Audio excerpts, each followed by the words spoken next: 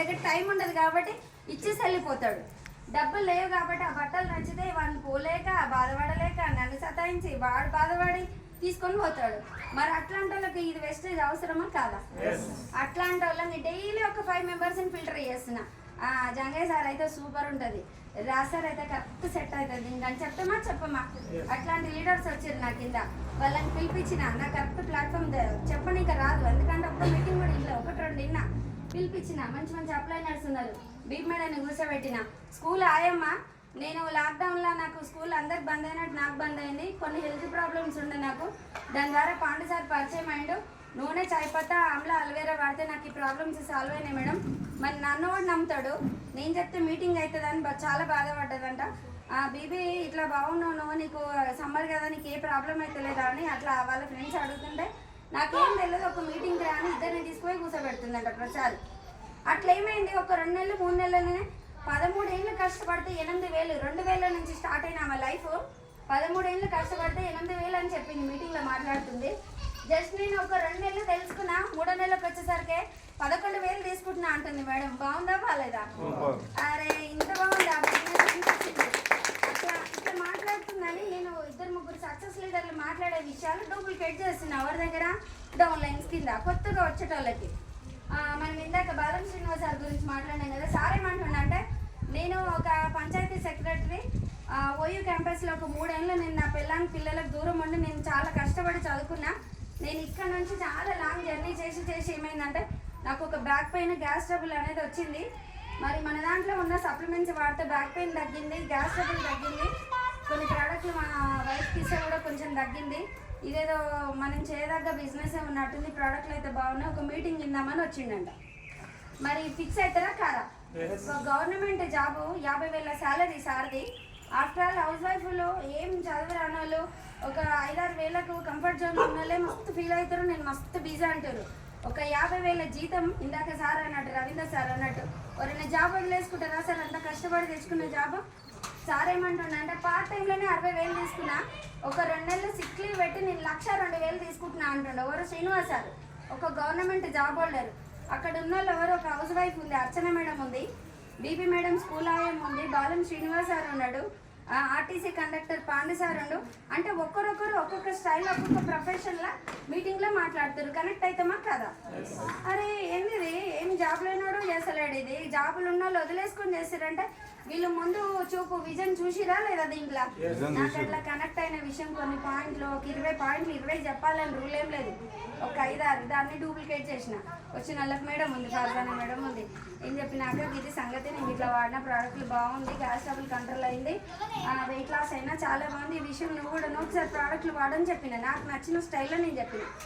అట్లా పోతే సార్ 3 నెలల 3 లీడర్లను తయారు చేసి స్టార్ డైరెక్టర్ రావడం జరిగింది.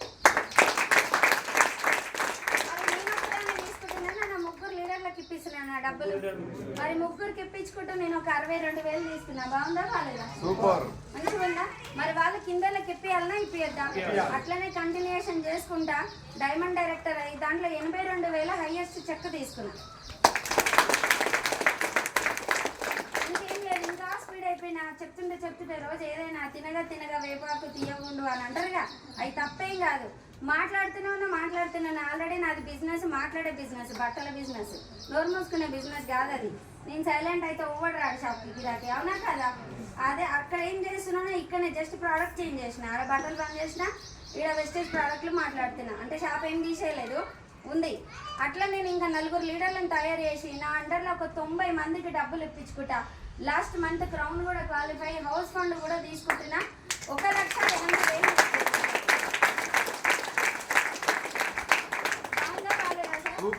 ఒకసారి ఆలోచించండి, బట్టల షాపు ఒక 2.5 కోట్ల షాప్ పక్కన పడేసి వెస్టేజ్లో నేను ఉన్నా లేకపోయినా ఇవాళ 1,00,000 తీసుకుంటున్నా. కార్లు వచ్చినాడే, నా ఓన్ కార్లు 2 కార్లు ఉన్నాయి కాబట్టి నేను కార్ తీసుకోలే. నాకు ఇల్లు ఉంది కాబట్టి ఇల్లు కడతలేదు ముందు ఫ్యూచర్లో. నా అండర్లో ఒక 10 మందికి ఒక్కొక్క 1,00,000 ఇప్పించుకుంటూ వాళ్ళకి కార్లు ఇప్పించిన తర్వాత నేను డివైడర్ అనేది ఒకటి 50 లక్షల కారు మా సార్ గిఫ్ట్ ఇవ్వాలని డిసైడ్ అయ్యి వర్క్ చేస్తున్నా.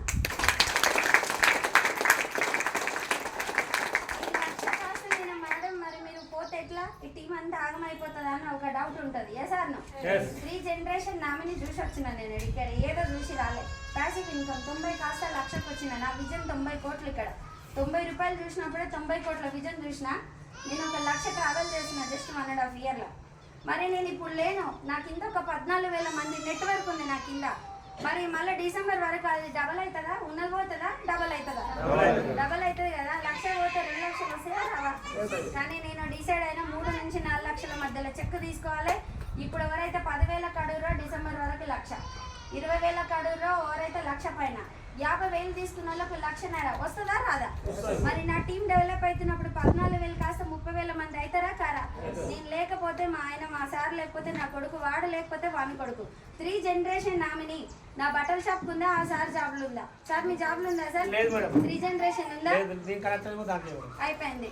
3 జనరేషన్ ఉంది. మరి 12 ఏళ్ళ నుంచి ఇంత చిన్న షాప్, ఇంత పెద్ద షాప్ చేసిన. మరి మా ఆయన బిజీ, నా పిల్లలు చిన్న పిల్లలు, ఎవరైనా షాప్ తీసారా సార్? నేను లేకపోతే మరి నాకంటే కొలాప్స్ అయిపోతాయి కదా. మరి ఇలా వెస్టేజ్ ఇలా సరే తిట్టుకుంటారు, పోగొడతారు. అందరం నచ్చాలని రూల్ ఏం లేదు. ఇక్కడ నేను లేకపోయినా టీం అనేది డెవలప్ చేసిన. నేను లేని లోటు తప్ప వెస్టేజ్లో ఉన్న వాళ్ళకి ఎవ్వరికి కూడా డబ్బుల లోటు అనేది ఉండదు సార్.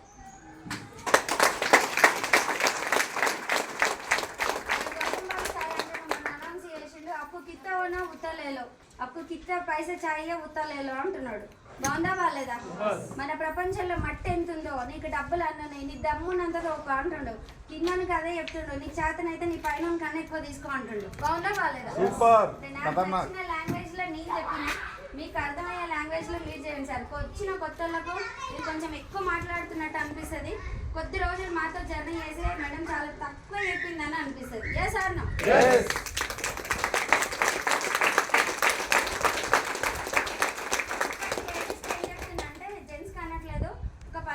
నా బాగా హార్ట్ అటాక్ వచ్చేది జెంట్స్కి, మరి ఆడవాళ్ళకి రాకపోయేది ఎందుకు?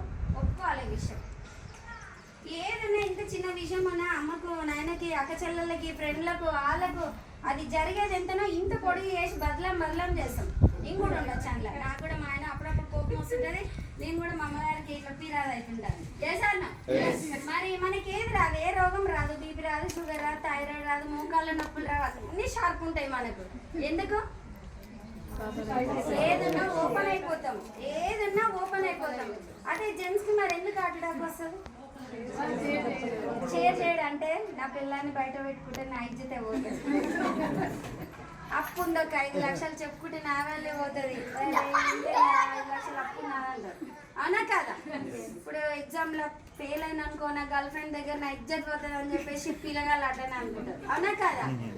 చిన్న పిల్లలకు కూడా హార్ట్ అటాక్ వస్తుంది. ఎందుకంటే అదొక పార్ట్ అనుకోవచ్చు. నేను కామన్గానే చెప్తున్నా సార్, ఫీల్ కావద్దు. వాస్తవానికి మాకన్నా కూడా మీరే ఎక్కువ స్ట్రెస్ తీసుకుంటారు, ఎక్కువ ఫీల్ అవుతారు. మా నాన్న కూడా హార్ట్ అటాక్ తోటే చనిపోయింది కాబట్టి చెప్తున్నా నేను. మా అమ్మకి ఏం తెలియదు, హౌస్ వైఫ్, ఇంట్లో 2 పని మనుషులు. ఎంతసేపు మా నాన్న మీద అరుసనే ఉంటుంది, వీళ్ళు అది చేయరు, ఇది చేయరు. మా నాన్న అన్ని మనసులో పెట్టుకొని పిచ్చి ఇంకేం తెలియదు అని పెట్టుకొని తినుకుంటూనే చనిపోయిన రోజులు ఉన్నాయి. అట్లా నాకు బాగా అనిపిస్తుంది. నేను ఇక్కడ ఉన్న లేడీస్కి ఏం చెప్తున్నాను, నేను ఏ మీటింగ్లో ఉన్నా ఇదే విషయం చెప్తా. షేర్ చేసుకోవాలి. ఏదున్నా కూడా ఇద్దరి మధ్యలో ఒక అండర్స్టాండింగ్ ఉండాలి. ఫస్ట్ చెప్పే విధానం కరెక్ట్ ఉండాలి. నన్ను బయటకు వెళ్ళనిస్తలేవు కదా, ఇది వర్క్ ఫ్రమ్ హోమ్. ఇది మీరు ఏవైతే బయటకు వెళ్ళి తెస్తున్న ప్రోడక్ట్లు కొన్ని రోజులు నాకు ఇరా డబ్బులు, నేను పోయి తీసుకొస్తా వెస్టేజ్లో, ఫస్ట్ వాడదాం, బాగుంటే ఇద్దరం కలిసి చేద్దాం అని చెప్పుకుంటే వెస్టేజ్ ముందుకెళ్తుందా వెనకాలకి వెళ్తుందా? ఎందుకు మేడం ఈ సాకులన్నీ? బండలు తోడిసప్పుడు నువ్వు ఏ లిక్విడ్ వేసి తుడుస్తున్నావు అని అడుగుతాడు. అంట్లో దేంతో పెట్టి తోముతున్నావు అని అడుగుతాడా? చాయ్ ఏం పెట్టి ఇస్తున్నావు అని అడుగుతాడా? నూనె ఏమేసి వండుతున్నావు అని అడుగుతారా వాళ్ళు? ఎందుకు బదలం చేద్దాం మరి వాళ్ళకి? పొద్దున మేడం అడిగిన వస్తే అమ్మ అంటే మా ఆయన వద్దాం, మీ అన్నని కూర్చోబెట్టి నేను వచ్చి మాట్లాడతాను అని చెప్పిన. వద్దు మేడం నేనే మీటింగ్కి వస్తున్నా అంటే ఎందుకు మేడం అట్లా? మనల్ని మనం మోసం చేసుకోవడం కాదు, ఎంటైర్ ఫ్యామిలీని నాశనం పట్టిస్తున్నాం మనమే. అడ్డమైన నూనెలు వాడిచ్చి బయట.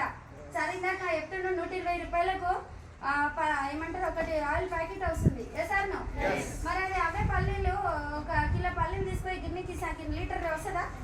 రాదు. మరి నేను ఆంధ్ర తెలంగాణ మొత్తం తిరుగుతున్నా ఈ 2 నెలల నుంచి, ఫుల్ టైం దిగిన వెస్టేజ్లో. మరి పొద్దు తిరుగుడు పూలు ఏడ కనిపిస్తలేవు నాకు. మరి పల్లీని అది సన్ఫ్లవర్ ఆయిల్ ఎడికెళ్ళి వస్తుంది సార్? వస్తుందా? కల్తీ. కొన్ని క్రూడ్ ఆయిల్స్, కొన్ని గ్లిజరిన్ ఆయిల్స్ నుంచి డీఫిల్టరైజేషన్ చేసి రీఫండ్ ఆయిల్ చేస్తారు. కొన్ని ఎముకల జంతువులు బాగా కరగబెట్టి దాని ద్వారా తీసిన కొవ్వును దీంట్లో కలుపుతారు. మనం రాత్రి వండిన కూర తీసుకొని ఫ్రిడ్జ్ లో దాచి పెడతాం, పీసినారు శాతం చేసి పొద్దుగాల వస్తుందిలే అని. మరి అది ఇట్లా గడ్డ కట్టినట్టు ఐస్ లాగా అవుతుంది. ఫ్రిడ్జ్ అది ఎక్కువ ఉంది కాబట్టి టెంపరేచర్ ఐస్ అయింది అనుకుంటాం. అది ఐస్ కాదు, గీస్ కాదు, అందులో కొవ్వు అనేది గట్టిగా అయిపోయింది. మరి నువ్వు మళ్ళీ తీసుకొచ్చి పొయ్యి మీద పెడితే ఆయిల్ అవుతుందా కదా? మరి ఆ ఫుడ్ మనం తింటే మనం ఇంత హెల్తీగా ఉన్న బాడీ మొత్తం ఖరాబ్ అవుతుందా కదా? ఒక్కసారి మైండ్ ఓపెన్ చేసుకోండి సార్, ఒకసారి ఆలోచించండి. మీరు కూడా మీరు ఒక చేదోడు వాదోడు లాగా మనం ఒక చెయ్యి వాళ్ళకి ఇస్తే మనల్ని కొట్టుకొని తిట్టుకం అసహించుకోవడం కూడా బంద్ అవుతుంది. మన మీద ఇంకా ప్రేమ ఎక్కువ అవుతుంది. అవునా కదా? చాలా వద్దా? ఇప్పుడు బట్టల షాప్ రన్ అయితే ఒకరికి 30,000 ఇస్తున్నా శాలరీ. ఎందుకంటే నేను బయటికి రావాలంటే మంచోడు నా పొజిషన్లో ఉండాలి, క్యాష్ కౌంటర్ మీద ఉండాలా వద్దా? మరి ఆ శాలరీ కావాలంటే నేను ఇంకెక్కువ కష్టపడాలా వద్దా? మరి నెలకు 1,00,000 పైన వస్తుంది. ఇప్పుడు 3-4 నెలల నుంచి 1,00,000 పైన తీసుకుంటున్నా. మరి డబ్బులు నేను వాడుకుంటున్నా, మా సార్కి ఇస్తున్నా. ఇన్ని రోజులు మా ఆయన ఇచ్చిండు, ఇప్పుడు నేను రిటర్న్ ఇస్తున్నానా లేదా? మరి హ్యాపీగా ఉండడా?